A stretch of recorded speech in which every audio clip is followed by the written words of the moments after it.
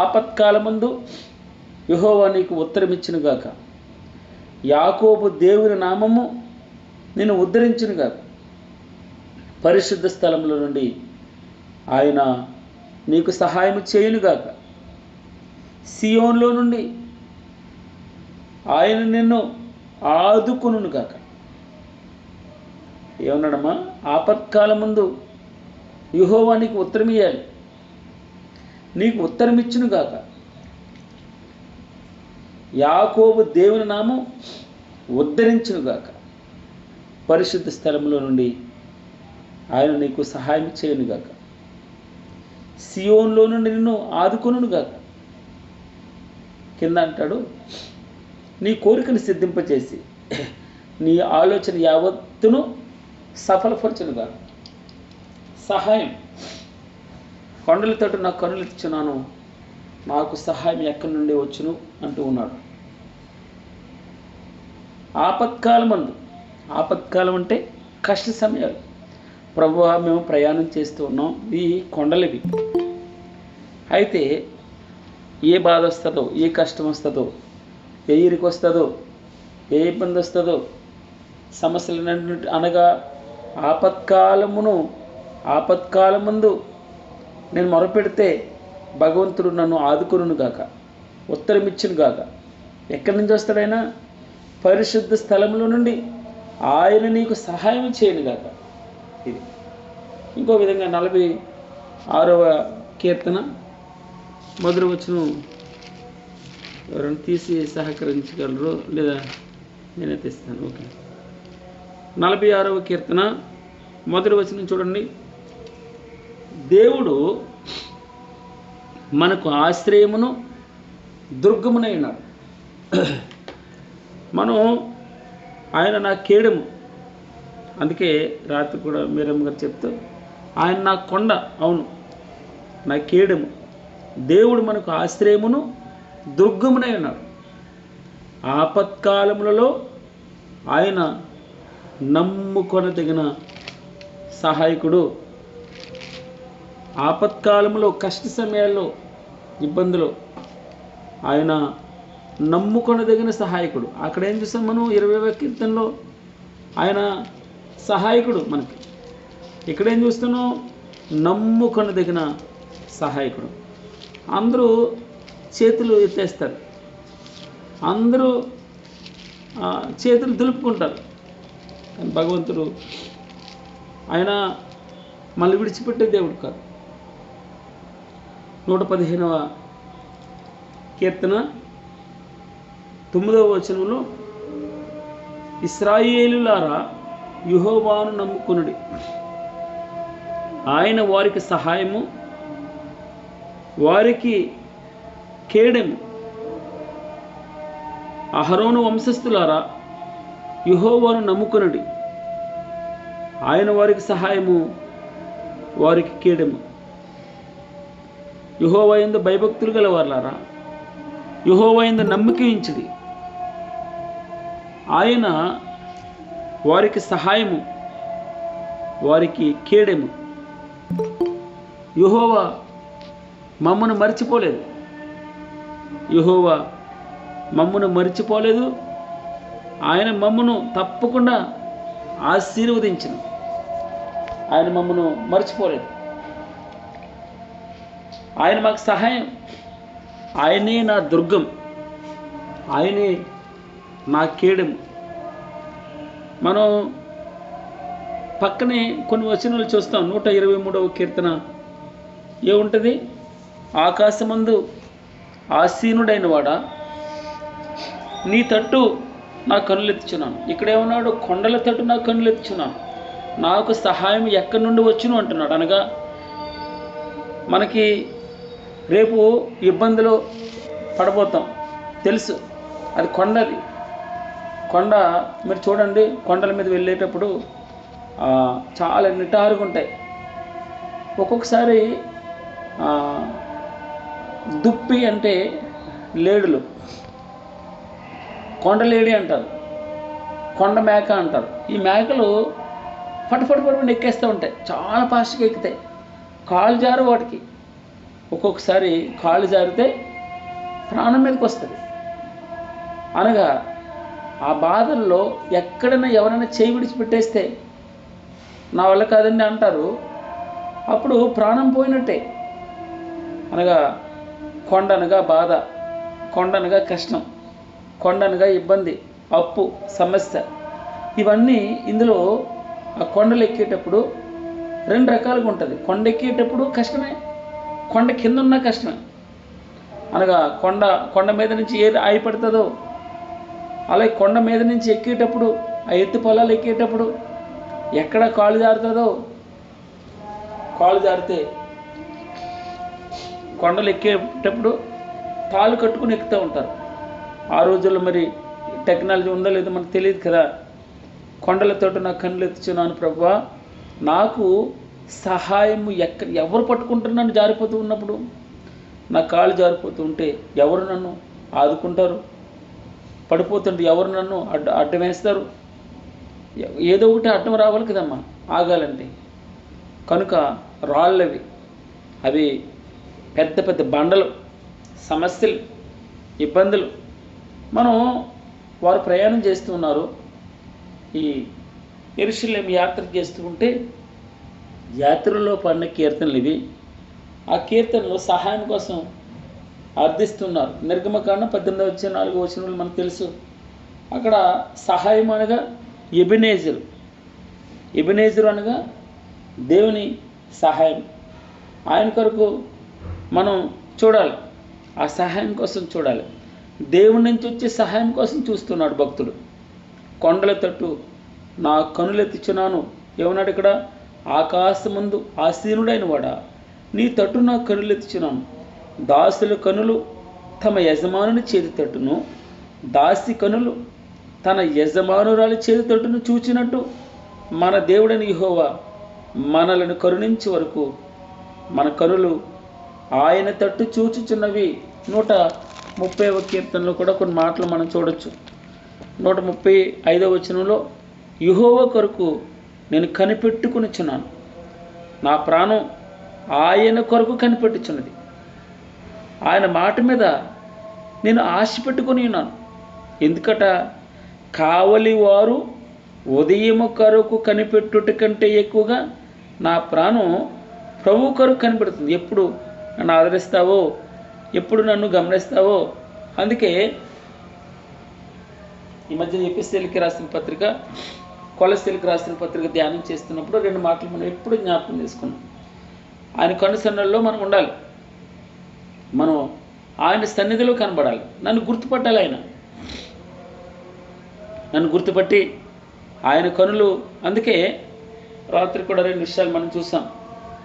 మనం ఎప్పుడు కూడా మనం ఆయన దారిలోకి వెళ్ళవలసిందే, మన దారిలోకి ఆయన రాడు. అనగా మన సహాయం ఎప్పుడు వస్తుంది ఆలోచన చేయాలి. చిన్న కుమారుడు తను దారి తప్పాడు, పందులు తినే పుట్లో ఉన్నాడు, దుర్వ్యాపారం వాళ్ళు పాడైపోయి తాను తన మార్గంలో నుంచి బయటకు వచ్చేంత వరకు ప్రభు సహాయం దొరకలేదు. అనుకున్నాడు, అయ్యో నా తండ్రి ఇంట అనేకులకి దాసులకు కూడా భోజనం దొరుకుతుంది, నేనైతే ఇక్కడ తినడానికి తినలేదు.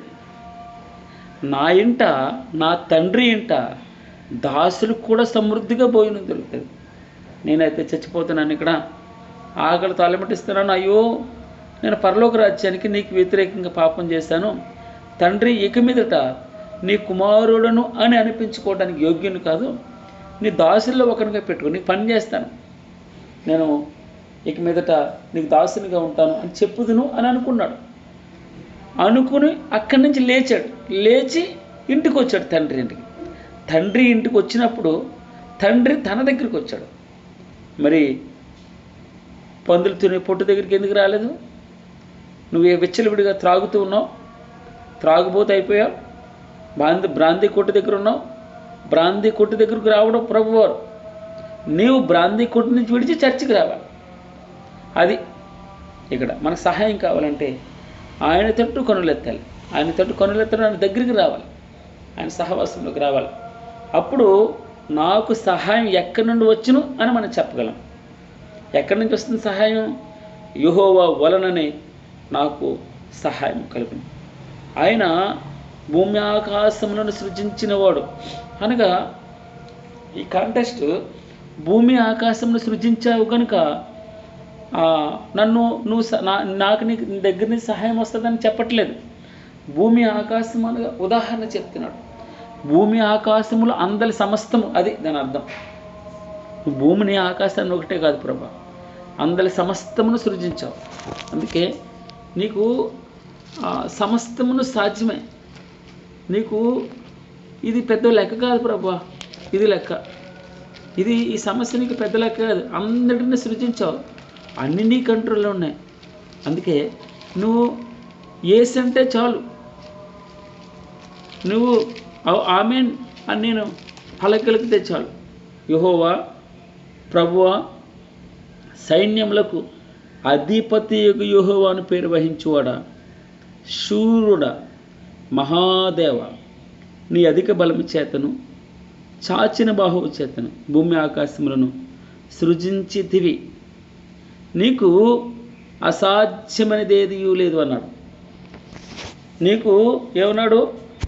యెహోవా వలన నాకు సహాయం కలుగును అని ఆగిపోతే చాలు. మరలా అక్కడ యెహోవా ప్రభువా సైన్యములకు అధిపతియగు యెహోవా అని పేరు వహించువాడా, శూరుడా, మహాదేవ, నీ అధిక బలము చేతను చాచిన బాహువు చేతను భూమి ఆకాశములను సృజించావు. నీకు అసాధ్యమైనది ఏదీ లేదు. అందుకే 27వ వచనంలో కూడా చూస్తాం, 20:32లో, నేను యెహోవాను, సర్వశరీరులకు దేవుడును, నాకు అసాధ్యమైనదేదైనా నుండునా అన్నాడు. నాకు ఎందుకు తెలుసా ప్రభా, నువ్వు అందరి సమస్తమును సృజించావు, అంత నీదే. ఇంకా నా సమస్య పెద్ద సమస్య కాదు ప్రభా, నేను తప్పకుండా గొట్టెక్కుతాను. అందుకే మనం బాధలు రాకమునిపే ప్రభు దగ్గరికి రావాలి, మన కష్టంలో పడకముందే. అందుకే భక్తుడు తాను ప్రార్థన చేస్తున్నాడు. అందుకే ఏమంటాం, మనం బయటకు వెళ్ళినప్పుడు బాబు ప్రార్థన చేసుకుంటారు. మనకి ప్రభు సహాయం కావాలి. ఈ లోకపు యెరూషలేము అనగా ఈ లోకంలో మనం నూతన యెరూషలేము వైపు మనం ప్రయాణం చేస్తున్నాం. ఈ ప్రయాణాల్లో ఒడిదుడుకులు ఉంటాయి, కష్టాలు ఉంటాయి, ఇబ్బందులు ఉంటాయి, జారిపోయే స్థితి ఉంటుంది, బండ మీద పడిపోయే స్థితి ఉంటుంది. కనుక మనం వాటన్నిటిని తప్పించుకోవాలంటే ఆయన సహాయం కావాలి. ఆయన సహాయం కొరకు ముందే ప్రార్థన చేయాలి. యెహోవా వలననే నాకు సహాయం కలుగును. ఆయన భూమి ఆకాశములను సృజించినవాడు. అందుకే చూడండి 3వ వచనం ఏమన్నాడు? ఆయన నీ పాదము తొట్టిల్లనియుడు, నిన్ను కాపాడవాడు కొనుక్కుడు. నువ్వు కొండ ఎక్కుతూ ఉన్నావు. ఈ ప్రయాణంలో ఏముంది? కొండ ఉంది. ఆ కొండ ఎక్కేటప్పుడు నిటారు కొండలు, అంత ఏటవాలుగా ఉండవు, ఇనకలైన్గా ఉండవు, కరెక్ట్ 90 degrees కొండలు అలా స్ట్రైట్గా ఉంటాయి. ఆ స్ట్రైట్ కొండ నువ్వు ఎక్కాలంటే ఒకటి పాదం గ్రిప్ రావాలి, కాలుకి గ్రిప్ ఉండాలి కింద, అప్పుడే బలంగా మనం పైకి ఎక్కగలం. ఒక్కొక్కసారి మన పాదం తొట్టిల్లుతుంది. అప్పుడు భగవంతుడే మనకి మన పాదములను తొట్టిల్లనీయుడు. 116వ కీర్తన కదమ్మా, ఏమన్నాడు? 8వ వచనంలో, మరణం నుండి నా ప్రాణమును కన్నీళ్ళు విడవకుండా, నా కనులను జారిపడకుండా నా పాదములను నువ్వు తప్పించినావు. యెహోవా నా మొరను నా విన్నపమును ఆలకించినాడు కాగా నేను ఆయన ప్రేమించుచున్నాను. ఏమన్నాడమ్మా? యెహోవా నా మొరను నా విన్నపమును ఆలకించినాడు. చాలు ప్రభా, నువ్వు ఆలకిస్తే చాలు. మరణం నుండి నా ప్రాణాన్ని రక్షిస్తున్నావు, కన్నీళ్ళు విడవకుండా నా కన్నులను రక్షిస్తున్నావు, జారిపడకుండా నా పాదములను తప్పిస్తున్నావు ప్రభా. సజీవులున్న దేశంలో యెహోవా సన్నిధి నేను కాలం గడుపుతాను. అందుకే భక్తుడు అంటాడు ఇక్కడ, జారి పడకుండా నా పాదములను తప్పించినావు. ఆయన నీ పాదం తొట్టిల్లినీయుడు. కొండెక్కుతున్నాడు.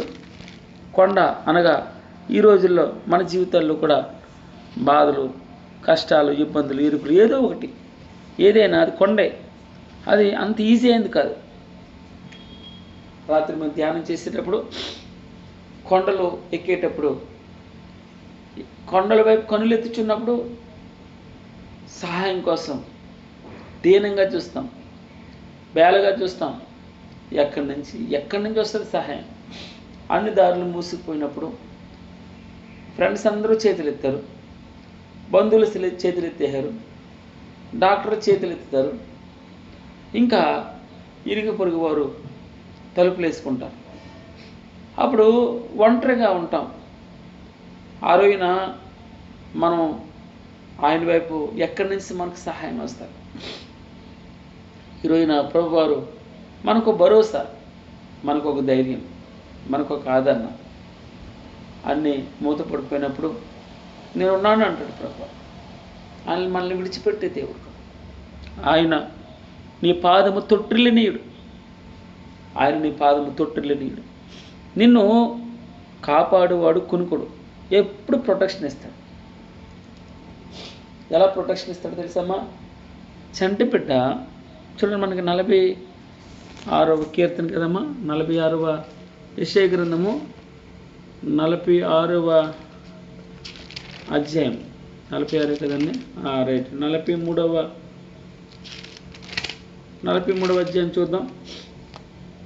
అయితే యాకోబు నిన్ను సృజించిన వాడు యెహోవా, ఇశ్రాయేలు నిన్ను నిర్మించిన వాడు ఇలాగూ సెలవిచ్చినాడు, నేను నిన్ను విమోచించినాను, భయపడకము, పేరు పెట్టి నిన్ను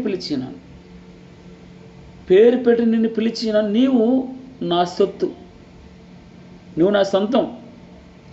నీవు జలములలో బడి దాటినప్పుడు నేను నీకు తోడే, నదుల్లో బడి వెళ్ళినప్పుడు అవి నీ మీద పొర్లిపారు, మునిగిపోవు.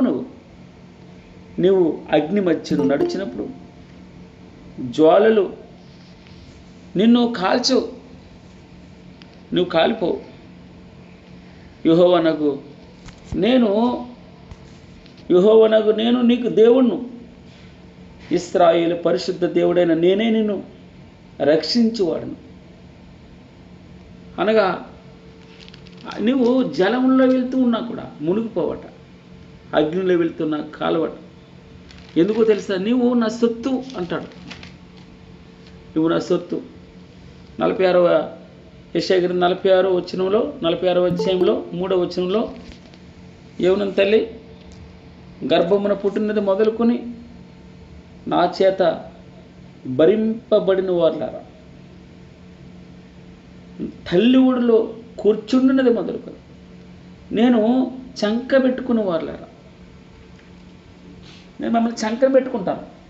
చిన్నపిల్లల్ని ఈ రోజుని ఫ్యాషన్ అయిపోతుందండి, ఏదో ట్రాలీల్లో పెడుతున్నారు. కానీ చిన్నప్పుడు చంకనేసుకునేవారు. చంకనేసుకుంటే ఆ యొక్క శరీరం కాయలు కాసేసేది, చిన్న చిన్న కాయల కింద పిల్లలకి. అనగా తల్లి ఒడిలో కూర్చుండున్నది మొదలుకొని నేను చంక పెట్టుకునే వాళ్ళు. చంకనేసుకుంటారు మనల్ని.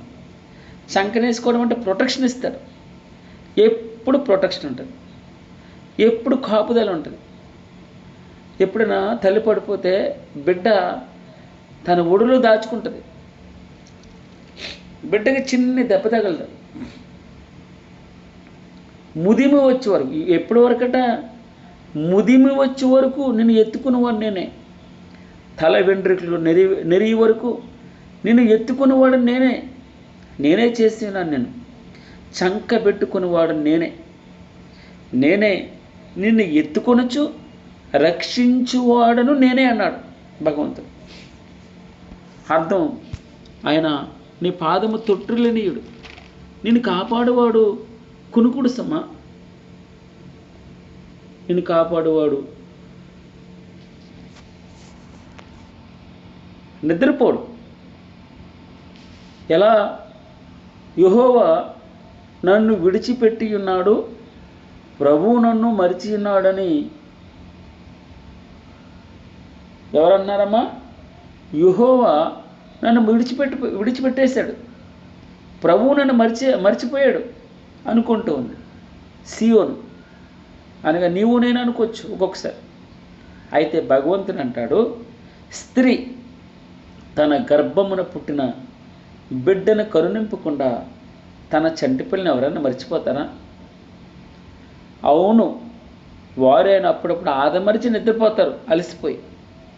కానీ చూడుము, నా అరచేతుల మీదే నేను చెక్కి ఉన్నాను, నీ ప్రాకారములు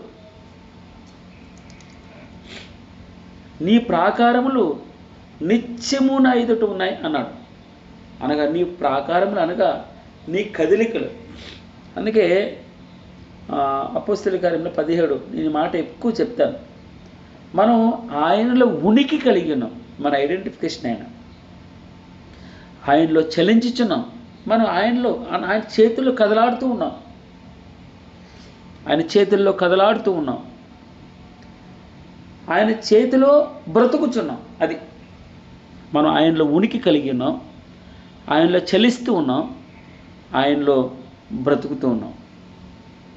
ఉదయకాలన స్త్రీ తన గర్భమును పుట్టిన బిడ్డను కరుణింపకుండా తన చంటి పిల్లని ఎవరైనా మర్చిపోతారా అండి? వారైనా ఆదమరిచి నిద్రపోయి అలసిపోయినప్పుడు మర్చిపోతారేమో. కానీ చూడుము, నా అరచేతుల మీద నేను చెక్కి ఉన్నాను. మన బాధలని తెలుసు, మన కష్టాలు తెలుసు, మన కొండ ఎక్కేటప్పుడు మన కాళ్ళు జారుతాయని తెలుసు, మనం కింద పడిపోతామని తెలుసు, పైనుంచి రాళ్ళు వచ్చి పడతాయని తెలుసు. అయితే ఆ కొండ ఎక్కి అనుభవంలోకి మనల్ని నడిపిస్తాడు. అలాగని పిరికి వల్ల మనం కింద దిగిపోకూడదు, వెళ్ళాలి, పైకి వెళ్ళాలి. మనం ఆకాశం ముందు ఆసీనుడైన వాడిని చూడాలి. ఆయన వైపు పైన మనం వెతకాలి. మన ఆశ అంతా పైన ఉండాలి. పైన ఎవరున్నారు? తండ్రి కుడి పార్శ్వమున కూర్చున్నాడు యేసుక్రీస్తు. మన చూపంతా యేసుక్రీస్తు మీద ఉండాలి. మన దేవుడైన యెహోవా మనలను కరుణించే వరకు మన కనులు ఆయన తట్టు చూస్తూ ఉండవలసిందే. ప్రార్థనకు జవాబు రాలేదంటే నా మట్టుకు నేను ఇంకా కరెక్ట్ చేసుకోలేమో. ఎక్కడన్నా ఆయనకి ఆయాస్కరంగా అవమానకరంగా ఉన్నానేమో, దుఃఖకరంగా ఉన్నానేమో, ఆయన ఇంకా ఏడిపిస్తానేమో. ఆయన నీ పాదం తొట్టిల్లినీయుడు, నిన్ను కాపాడువాడు, కునుకడు. చూడండి, ఇశ్రాయేలును కాపాడువాడు కునుకడు, నిద్రపోడు. అంతగా మనం ఏం చేస్తాం? ప్రార్థన చేసుకుని ప్రభువా నన్ను కాపాడని శుభ్రంగా గురకపడతాం, గురకపట్టి పడుకుంటాం. మనం ఉదయం లేస్తాం, ఎవరు ప్రొటెక్షన్ ఇస్తున్నారు మన చుట్టూ? ఆయనే ప్రొటెక్షన్ ఇస్తున్నాడు, ఆయనే కాపాడుతున్నాడు. ఇక్కడ మనం 2 చూస్తాం, ఒకటి సహాయము, 2 కాపుదల. ఆయన సహాయం ఉంటే మనకి ప్రొటెక్షన్ ఉంటుంది. అన్నీ చూడండి, ఇశ్రాయేలును కాపాడువాడు, కునుకడు, నిద్రపోడు. 2 యెహోవా నిన్ను కాపాడువాడు, నీ కుడి ప్రక్కన యెహోవా నీకు నీడగా ఉన్నాడు.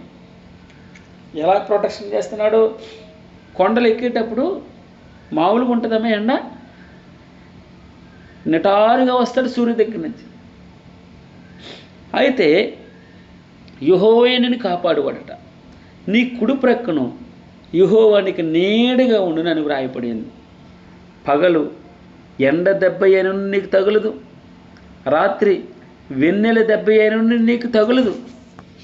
పగలు ఎండ దెబ్బ తగలదు, రాత్రి వెన్నెల దెబ్బ అయిన నీకు తగులదు. ఏ అపాయమును రాకుండా యెహోవా నిన్ను కాపాడును. ఆయన నీ ప్రాణమును కాపాడును. మహోన్నతిని చాటున నివసించేవాడే సర్వశక్తిని నీడను విశ్రమించేవాడు. ఆయనే నాకు ఆశ్రయము. భక్తుడు పాడుతున్నాడు చూడండి, ఏమని?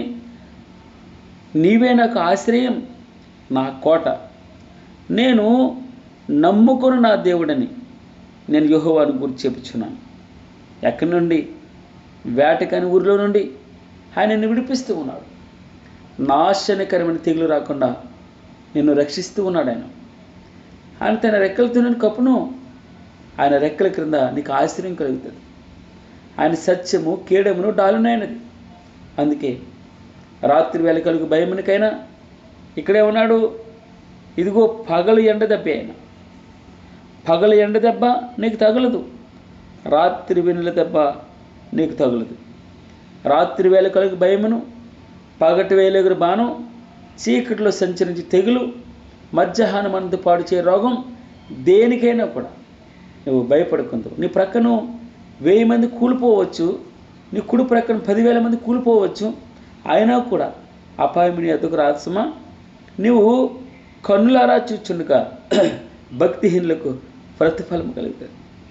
యెహోవా అంటాడు భక్తుడు, యెహోవా నీవే నా ఆశ్రయం అని నీవు మహోన్నతుడైన దేవుని నీకు నివాసస్థలం వచ్చి నువ్వు ఆయన చేతుల్లో ఉన్నావు, ఆయన కాపుదల్లో ఉన్నావు, భద్రంగా ఉన్నావు. నీకు అపాయం ఏమి రాత్సమా. ఏ తెగులను నీ గుడారమును సమీపించదు. సాహసం చేయలేదు. నీ మార్గములన్నిట్లో నిన్ను కాపాడుటకు ఆయన నిన్ను గూర్చి తన దూతలకు ఆజ్ఞాపిస్తాడు. ఆయన నీ పాదములకు రాయి తగలకుండా, నీ మీద బండ పడకుండా వారు నిన్ను తమ చేతుల మీద ఎత్తి పట్టుకుంటారు. ఆపద నుంచి బయటికి లాగేస్తారు. నువ్వు సింహములను నాగుపాములను త్రొక్కుతావు, కోదమ సింహములను భుజంగములను అనగదొరుకుతావు. ఎందుకో తెలుసా? ఇక్కడ మనం చూస్తూ ఉన్నాం, అందరికీ సహాయం రాదు. అవును, అడుగు ప్రతివాడు పొందుతాడు, కానీ అర్హత ఉండాలి కదా. అర్హతగా ఆయన చెప్తాడు, మనం ఆయన దగ్గరికి రావాలి. అందుకే ఆయనకి మొరపెడితే ఆయన ఏమన్నాడు? రక్షణ కోరుకున్న వారికి, కీర్తన 12:5 ఉంది మాట, రక్షణ కోరుకున్న వారికి నేను రక్షణ కలుగజేసేదను. నా మీద విశ్వాసం ఉంచిన వాడు రక్షించబడ్డు. అది ఉదాహరణకి, రక్షణ కోరుకున్న వారికి నేను రక్షణ కలుగజేసేదను అన్నాడు కీర్తన 12:5. ఈ అపాయం రాకుండా యెహోవా నిన్ను కాపాడును, ఆయన నీ ప్రాణము కాపాడును. చాలమ్మా, ఇది మొదలుకొని నిరంతరము నీ రాకపోక మరలా తిరిగి వచ్చేటప్పుడు కూడా యెహోవా నిన్ను కాపాడుతాయి. యెరూషలేముకి వెళ్తూ ఉన్నారు, కొండ మీదకి వెళ్తున్నాడు, భగవంతుని ప్రార్థన చేసుకుని మరలా తిరిగి వచ్చేటప్పుడు ఆ కొండల గుట్టలు ఎక్కడం బాగానే ఉంటుందండి, దిగినప్పుడు కూడా కష్టంగానే ఉంటుంది. మీరు చూడండి, మెట్లు ఎక్కేటప్పుడు ఎక్కొచ్చు, కానీ దిగేటప్పుడు ఒక్కొక్కసారి చాలా ఇబ్బంది పడతారు, దిగలేరు. అలాగే మన జీవితాల్లో కూడా వెళ్ళేటప్పుడు వచ్చేటప్పుడు ఆయనే మన రాకపోకలు యందు మనల్ని కాపాడాలి. ఈ కీర్తన అంతా 8 వచనాలు ఉంది. మూల వచనం 2వ వచనం, యెహోవా వలననే నాకు సహాయము కలుగును. ఎందుకనగా ఆయన భూమి ఆకాశములను సృజించినవాడు, సమస్తం ఆయనకి సాధ్యం. అన్నీ చేసినవాడికి నా సమస్య పెద్ద సమస్యే కాదు. అందుకే ప్రభువా, నువ్వు నా జీవితంలో కలుగు చేసుకోవాలి, నా జీవితంలో కల్పించుకో, నువ్వు ఉండు, నా యోగక్షేమాలు నువ్వే చూడాలి. అందుకే 116లో మనం చూసాం కదా, ఆ మరణం నుండి నా ప్రాణమును కన్నీళ్ళు విడవకుండా నా కన్నులను, మరణం నుండి నా ప్రాణమును ప్రభువా కన్నీళ్ళు విడవకుండా నా కన్నులను జారిపడకుండా నా పాదములను నువ్వు తప్పించినావు. యెహోవా నా మొరను, నా విన్నపములు, నా ప్రార్థనలు, నా విజ్ఞాపనలు, విన్నపాలు ఆలకించినాడు కాగా నేను ఆయనను ప్రేమించినాను. మరణ బంధకములు నన్ను చుట్టుకొని ఉన్నవి, చుట్టూ సమస్యలే ఉన్నాయి, పాతాళపు వేదనలు నన్ను పట్టుకొని ఉన్నాయి, శ్రమయు నాకు దుఃఖం కలుగుతూ ఉంది. అప్పుడు నేను ప్రార్థన చేస్తున్నాను, ఏమని? యెహోవా దయచేసి నా ప్రాణమును విడిపింపమని. యెహోవా నామమును బట్టి నేను మొరపెడుతూ ఉన్నాను. యెహోవా దయాళుడు, స్తోత్రం ప్రభా. యెహోవా దయాళుడు, యెహోవా నీతిమంతుడు, మన దేవుడు వాత్సల్యత గలవాడు, స్తోత్రం ప్రభా. యెహోవా సాధువులను కాపాడువాడు, ఆయన భక్తులను కాపాడువాడు. నా ప్రాణమా యెహోవా నీకు క్షేమము విస్తరింపజేసి ఉన్నాడు. చాలు. ఆయనే ప్రొటెక్షన్ ఇస్తున్నాడు, ఆయనే కాపుదలిస్తున్నాడు, ఆయనే కాపాడుతున్నాను. నా ప్రాణమా, యెహోవా నీకు క్షేమము విస్తరింపజేసి ఉన్నాడు. మరణం నుండి నా ప్రాణమును, కన్నీళ్ళు విడవకుండా నా కనులను జారిపడకుండా నా పాదములను నువ్వు తప్పించినావు. యెహోవా నాకు చేసిన ఉపకారములన్నిటికీ నేను ఆయనకి ఏమి చెల్లించగలను? రక్షణ పాత్రను చేతపుచ్చుకుని యెహోవా నామమున ప్రార్థన చేయగలనంతే. యెహోవా నా మొక్కుబడులు చెల్లిస్తాను, ఆయన ప్రజలందరి ఎదుటే చెల్లిస్తాను. స్తోత్రం ప్రభా. కొండల తట్టు నా కనులెత్తిచ్చినాను, నాకు సహాయం ఎక్కడి నుండి వస్తాను? యెహోవా వలననే ఆయనే నాకు సహాయం చేసేది. ఆయన నీ పాదములు అనగా నా పాదములు, ఇంతవరకు నా నడుపుడు నీ అన్నాడు. అనగా తన ప్రాణంతో తానే చెప్పుకోవచ్చు, లేదా ఎవరు పాట పాడుతూ ఉంటే పక్కన ఇంకొంతమంది ఉండొచ్చు, వారితో కూడా ఈ మాట భక్తుడు పలుకుతూ ఉన్నాడు. ఆయన నీ పాదం తొట్టిల్ని నీడు, నేను కాపాడువాడు కునుకుడు, ఇశ్రాయేలుని కాపాడువాడు కునుకుడు, నిద్రపోడు. యెహోవా నిన్ను కాపాడువాడు, నీ కుడి ప్రక్కన యెహోవా నీకు నీడగా ఉంటాడు. పగలు ఎండ దెబ్బ నీకు తగలదు, రాత్రి వెన్నెల దెబ్బ కూడా నీకు తగలదు. ఏ అపాయమును రాకుండా యెహోవాయే నిన్ను కాపాడును, ఆయన నీ ప్రాణమును కాపాడును. చాలమ్మా, ఇది మొదలుకొని నిరంతరము నీ రాకపోకలు యందు యెహోవా నిన్ను కాపాడును. గాడ్ బ్లెస్ యు అమ్మా. దేవుడు మన జీవితాల్లో మనకి ఆయన కాపుదల ఉంటే చాలు, ఆయన కల్పించుకుంటే చాలు, ఆయన మనల్ని పట్టించుకుంటే చాలు. మనుషులు, అందుకే మనం చూసాం కదా 120వ కీర్తనలో యెహోవాయే మనకి మనుషులను నమ్ముకున్నట్టు కలిగి ఆయన్ని ఆశ్రయించుట మేలు అని మనం చూస్తాం. ఆయన మీద నా శ్రమలో నేను యెహోవాకు మొరపెడుతుని ఆయన నాకు ఉత్తరం ఇచ్చాడు. 118వ కీర్తనలో మనం చూసాం, మనుషులను నమ్ముకున్నట్టు కంటే యెహోవాను ఆశ్రయించుట మేలు, రాజులను నమ్ముకున్నట్టు కంటే యెహోవాను ఆశ్రయించుట మేలు. ఇది మొదలుకొని నిరంతరము నీ రాకపోకలు యందు యెహోవా నిన్ను కాపాడును. గాడ్ బ్లెస్ యు అమ్మా.